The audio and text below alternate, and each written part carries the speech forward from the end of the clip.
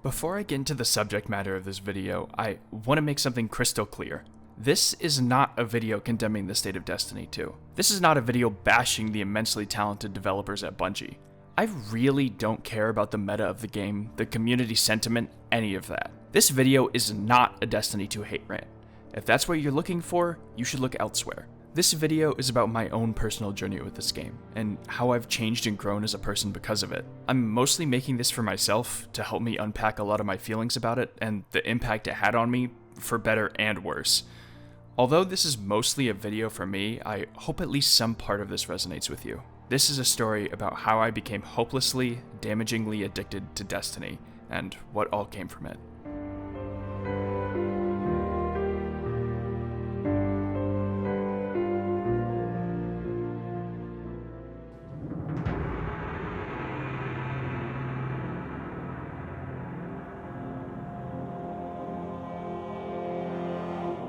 Before we dive into the deep end, let's start with some context. My introduction to Bungie came from their final Halo entry, Halo Reach. When I was 12 years old, I remember wandering into a GameStop one day and spotting the game inconspicuously sitting on one of the lower shelves.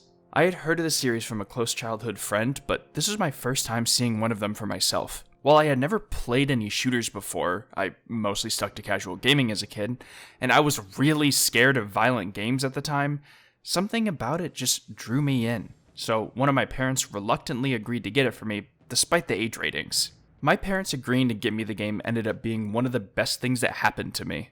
Halo Reach was an incredibly influential game that completely changed my relationship with the medium. The game was, and still is, incredible. The equally melancholic and bombastic campaign, the incredibly entertaining multiplayer, the surprisingly robust level editor in Forge, it was all amazing to my 12-year-old brain, and my 23-year-old one. But all that aside, Reach was simply a place of respite for me. I was a very introverted, socially anxious child. I had a lot of issues with body image and confidence, and I just felt really awful most days. I often ended up dissociating and distancing myself from my feelings just to feel okay at all. But being able to drop all those worries and come home to a game I loved, a community I found like-minded people in, was a huge comfort for me. I met so many wonderful people through matchmaking and custom games alike. Getting to talk with people all around the world and share that enjoyment of Reach with others was a hugely formative, positive experience. While I felt like a hopeless, lost teenager in school in my hometown, I felt like I had a home I could return to in Reach, where I could laugh at the absurd Forge creations people made, where I could share my deep anxieties and worries I didn't know how to share with others in person, where I felt like I could simply be myself. Needless to say, I care a lot about this game, and I sunk countless hours into it. While I wasn't tuned in with the greater gaming landscape, Halo Reach turned me into a proper Bungie fan. I knew for a fact I would pick up whatever they made next. And that next ended up being Destiny. I found out about Destiny in a Game Informer magazine that we had shipped to my grandmother's house every month. At the time, I didn't have a smartphone or anything like that, so a big chunk of my gaming news was mostly from those magazines. The single screenshot that sold me on it was a first-person image of the Warlock, using a void melee attack in a dank, overgrown corridor, light spilling from a giant fan in the background. And that was all I needed. I remember very little else from the article at this point, but that single image completely hooked me. It sang to me in a way that no other game before had, and I knew then and there I would pick up the game as soon as it came out. And when the game did release a few months later, I giddily booted it up and breezed through the campaign in a few days. And then I stopped playing completely. I didn't get it. Was that all there really was to this? I think I was coming in with far different expectations than what they were promising in their marketing, but even looking at it from what they were trying to do, it was lackluster at best. The campaign was incredibly dull, I disliked the PvP experience, and I had little interest in any of the endgame activities. In fact, I didn't even really understand the concept of an endgame at that point. I was never an MMO player or anything like that. Most of my game experience was with consoles like the Wii and Game Boy Advance, and my only PC gaming was with Minecraft. I was expecting a fantastic campaign with bombastic set pieces and emotional staying power like Reach, but what I got stood in stark contrast to that. So I just stopped playing and moved on. I didn't hate it. The gameplay was still super fun, but I came away from it rather disappointed. I pretty much just migrated back to Reach and other games and didn't think much of it for the next year or so. My rediscovery of Destiny was quite funny in retrospect. I remember seeing a trailer for The Taken King and thinking it was a brand new game in the series a mere 9 months after the base game. I didn't even understand the concept of a game expansion at that point. That's how divorced I was from MMOs. I had to have a high school friend tell me it wasn't a new game, but simply a big addition to it. I was kind of interested, but not really super pressed to pick it up. However, for some reason, I did start dabbling in the game again very close to the expansion's release, just a few short weeks before it was due to come out. And for some reason, things started clicking. I started playing the PvP regularly, even though I was still terrible. I did far more strikes and found them a lot more fun than I had remembered. While I still didn't touch any endgame stuff with a 10-foot pole, I was enjoying what I was trying a bit more. I still wasn't hugely invested, but I was enjoying myself. And when the expansion hit, so too did the beginning of my addictive, obsessive relationship with this franchise. The Taken King absorbed me. While the story was still nothing compared to my experiences with Reach, I still enjoyed it a lot. There were actually a few memorable missions that I replayed multiple times just to experience them all over again. That opening mission on Phobos still kicks ass. And around this time was when I started really delving into the endgame experience. I started occasionally doing raids. I tried and promptly gave up on Trials of Osiris. I did a handful of Nightfalls, all that stuff. Now that I had a proper grasp of what the game was rather than what I was expecting it to be, I found myself sinking heavily into this world. I wouldn't say I was an incredibly active community member, but I still enjoyed it nonetheless. This relationship with the series continued on for a few years into Destiny 2 Vanilla. I enjoyed the game and played it very regularly, even though I wouldn't have considered myself a hardcore player back then. The claws of the game were already dug into me pretty deep, but when Forsaken rolled around, that's when they clamped down even harder. Before Forsaken, I can't say for certain whether or not I was addicted to the franchise. I spent a lot of time with it, but I wouldn't say I had played it an unreasonable amount for a high schooler with nothing but time on their hands. But after Destiny 2's seminal expansion launched, I can say for certain that I was absolutely, without a doubt, addicted to this game. I was all in at this point. I had already been very invested in the game through the last year, despite all the issues with Destiny 2 at the time, but this just cemented my overwhelming obsession with this game. It was no longer just a place for me to hang out and unwind after work or classes. It was a lifestyle. It was around this time when I started engrossing myself in external media around Destiny. Lore videos, raid and nightfall guides, weapon reviews. If it was related to Destiny, I was probably watching or reading it. I wanted to know everything about the game. I kept up with all the weekly This Week at Bungie blogs, detailing balance changes, new content teases, and any other little morsels they shared. I fell head over heels for the game's marketing campaigns. Their flashy trailers for new seasons with incredible music and carefully curated gameplay moments always got me into an excited frenzy. I particularly remember the trailer for Season of the Dawn occupying my headspace for the entire week before it launched. They call me the greatest titan who ever lived. Destiny was no longer just a casual hobby. It began to eat away at everything around me. My brain was flooded with constant media and information surrounding the game, and I wanted nothing more than to immerse myself in the world and get away from everything else. I started neglecting classwork. I declined invitations to go out with friends to social gatherings. I began self-isolating, feverishly obsessing over the game. It went from a fun hobby on the side to my primary activity from day to day. I didn't really realize it at the time, but all this obsessive consumption of Destiny 2 related content was done as a way to escape my intense feelings of depression and anxiety, on top of a newfound uncertainty with my gender identity. After a particularly messy breakup in the late summer of 2019 and lingering feelings of low self-esteem for my teen years, I used the game as a means to shut those thoughts down. I began dissociating heavily, even more than I had used to, and just played the game mindlessly. I wanted anything to keep those awful, self-deprecating thoughts at bay. So, Destiny became that escape for me.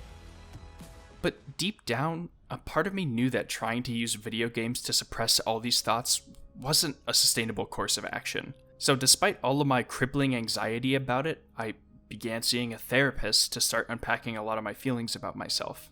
And it was great. I started to get a better grasp of my emotions for the first time. I began to go out a bit more often and socialize with others at my college. I felt like I was making real connections with people, and things, for once, were finally starting to look up. I was still playing Destiny an obscene amount and still using it as an escape. That hadn't really changed, but it at least no longer felt like my only coping mechanism. But, of course, this was all soon before the COVID-19 pandemic hit. Our college campus completely shut down. My newfound friends all had moved home to self-isolate, and my ability to see a therapist was thrown out the window. The entire world was seemingly thrown off balance, and things were more uncertain than they had ever been. This, on top of my growing questioning about my gender, and Destiny's less than stellar seasons during that year, all started snowballing in an all too familiar way.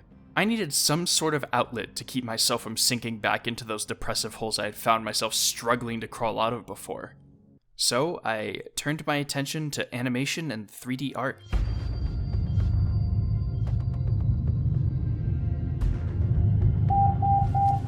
Attention, we will be arriving at our destination shortly.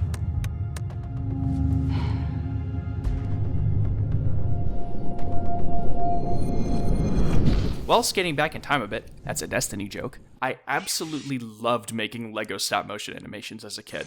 I still have my super old-ass YouTube channel with all the videos on it, and I cherish all of them. It was a huge creative outlet for me as a child. On top of that, I also made a few dozen Minecraft animated intros for people in Blender when I was 14 or 15, which was my first time ever really getting to grips with digital animation. So I already had a general familiarity with the medium. I was passionate about art and animation, and the forced isolation felt like a perfect time to start exploring it again. And as soon as I found out that Destiny 2 had an entire model ripping community with custom-made rigs and maps to use in Blender, I was all in.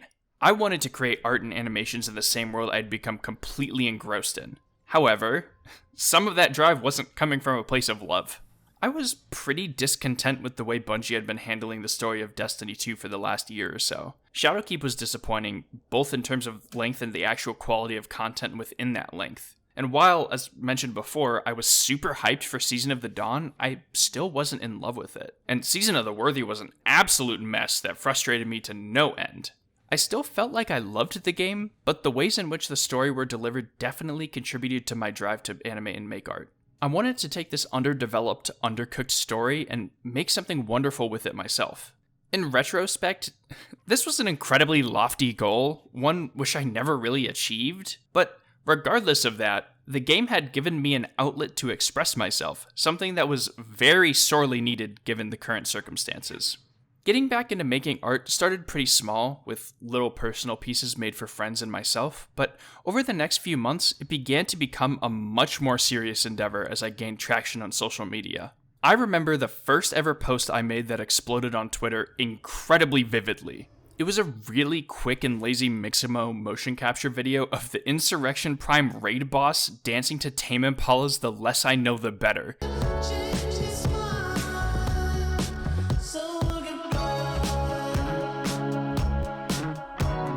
It was literally just screen recorded, and for some reason, it went crazy viral in the community. It received over 5,000 likes and got me my first ever surge of followers. That absolute euphoric hit of dopamine from having that much attention on something I did was such a surreal feeling. While that post had no real effort behind it, the attention put on me managed to inspire me to start taking art way more seriously. Getting back into art around this time felt like a perfect storm. I found a new way to love Destiny 2, separate from playing it, and in the process, I got to meet a ton of amazing new people. I started gaining a substantial social media following, I opened up commissions for the first time, and after losing a shitty retail job in mid-2021, I went full-time on them. This is when my relationship with Destiny shifted into something completely different. Instead of simply being a fan of the game, I became a community artist and animator. I started gaining more and more traction on social media. My commissions ramped up, and I spent most of my time either working on Destiny-related art or playing the game.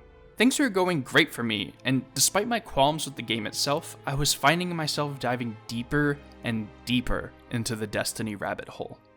In retrospect, This period of time with the franchise for me is the one I find myself the most conflicted about. Even though lots of good came from my time being invested in Destiny and its community, I also feel like its absolute stranglehold on me came at such a high cost. The people I met through the game are some of my most cherished friends. Hell, I even bonded with my girlfriend through Destiny before we started dating.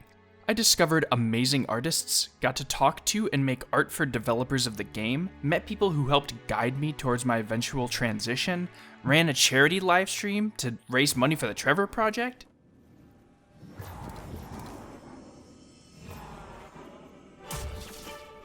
and so much more. I genuinely have a lot of fond memories surrounding this franchise, ones I wouldn't trade for the world. But even with all the great things that happened, I also find myself looking back with a lot of resentment and regret. It feels like I spent so much of my life with tunnel vision, absorbing all things Destiny while neglecting other parts of my life. With the way the game is designed, it just eats away at everything else around you, working tirelessly to keep you in its grasp. It doesn't want you to leave. And for the longest time, I didn't know how badly I wanted to get away from it. This is something I've sat on for the last year now, being divorced from the game's iron grip. Destiny, like several other live service games, want you to stay so you'll spend money. It uses a weekly reset cadence to keep you coming back and to build in a habit of play. It uses limited time events with exclusive cosmetics and rewards that incentivize continued engagement. It uses almost every trick in the book to keep you coming back, day after day, week after week, year after year. This isn't to say that this is a totally negative way to approach a game's updates. It can be really sweet to be a part of a constantly growing, evolving experience. But in my experience, this model is what perpetuated my addiction to the series. The tricks they used worked on me. I was hooked. I would always return for the weekly resets, farm raids and nightfalls, and feverishly grind out their regular seasonal events. And with how invested I was in the game, it wasn't a huge leap for me to become a community member and artist, and to let the game leak into other aspects of my life. When I said before that Destiny was a lifestyle, this is what I meant. Relaxation, making artwork, communities I hung out with, they all revolved around the game. It was like a worm that wriggled into my brain to invade all my waking thoughts with nothing but Destiny. I think I sort of knew this was the case for a while before I broke my addiction with this series, but I never really explored those feelings in the way I am now. And Lightfall was what prompted the shattering of that addiction, and the start of my confused, messy reflection on this whole series.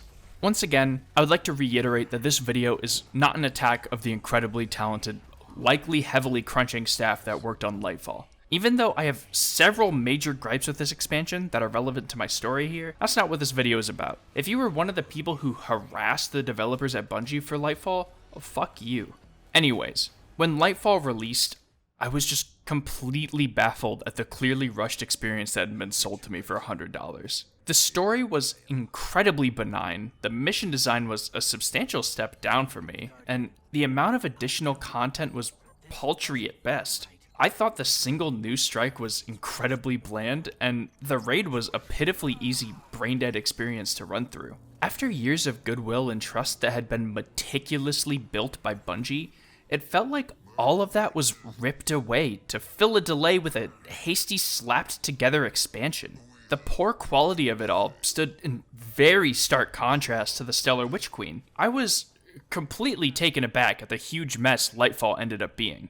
And all that was enough for me to take a step back and start interrogating all these bubbling feelings that had been festering for the last few years.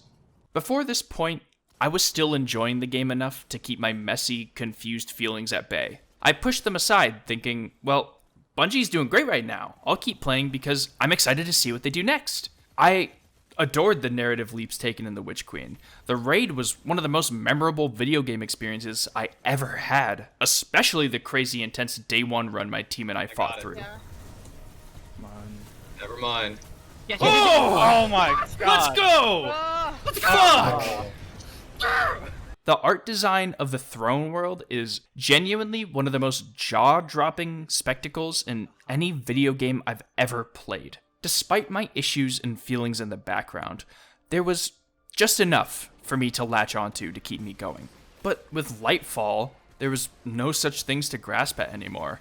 The veil had been pulled from my eyes.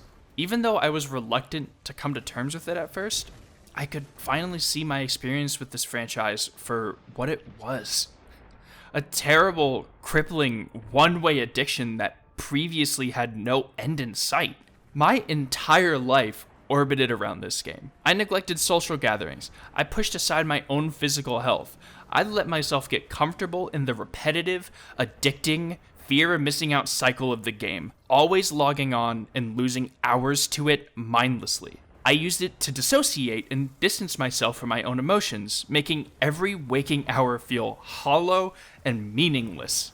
The only meaning I felt like I had most of the time was being a Destiny artist and fan. That's all I felt I was. All my life was, and revolved around, was Destiny. What started as a distant, lukewarm relationship with a series I barely even understood eventually snowballed into an out-of-control addiction that I didn't know how to escape from. But with Lightfall abruptly grabbing the veil over my eyes and ripping it off, I finally felt like I could see a way out, that my life could be more than just Destiny.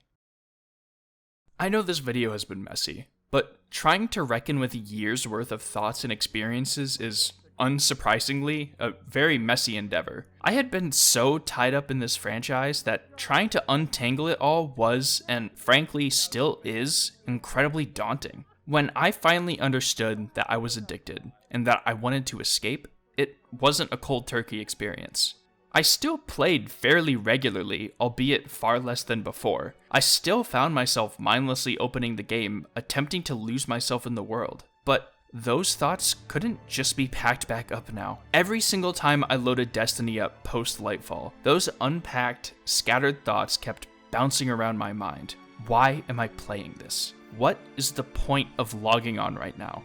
What else could I be doing instead of this? Having the newfound context of my addiction framed the experience in an entirely new light. I no longer found myself enjoying the game. The grind for god rolls and armor felt pointless. Finishing the season passes felt like a chore. I haven't finished them in a few seasons. I backed away heavily from creating art of the game, and I halted accepting commissions entirely. As these feelings amplified, so too did my distance from Destiny. And with this growing distance came more opportunity to start exploring other things in my life. I began exercising regularly again for the first time in years and started paying far more attention to my physical health. I picked up cooking. I began seeing a therapist again. I started exploring other art mediums. I found tons of new games to try, and I even got back into reading and visiting the local library. With all the extra time being divorced from Destiny provided, I've been able to start focusing on myself in a far healthier way and reassess my relationship with it and games like it.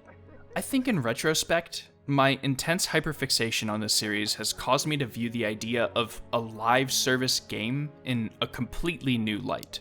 The amount of hours I sunk into Destiny feels embarrassing to me now.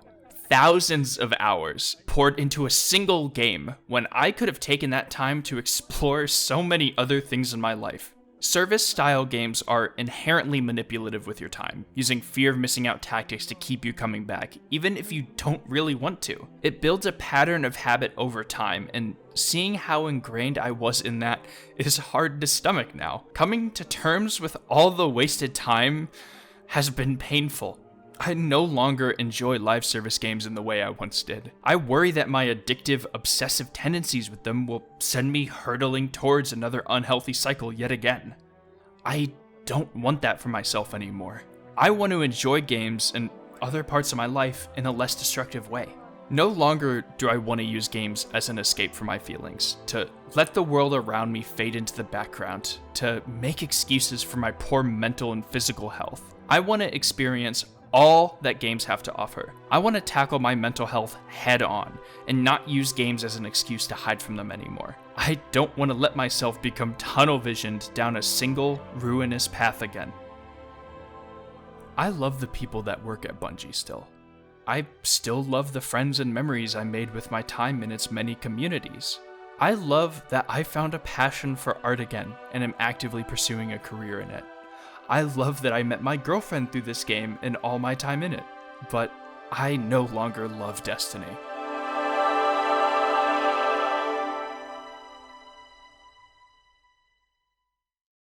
If you watched the entire way through, I hope some part of this video has resonated with you. If you're dealing with an addiction, be that to a game or anything else, just know you aren't alone and that you can get out. Feel free to share your own stories if you have any. Thank you very much for listening.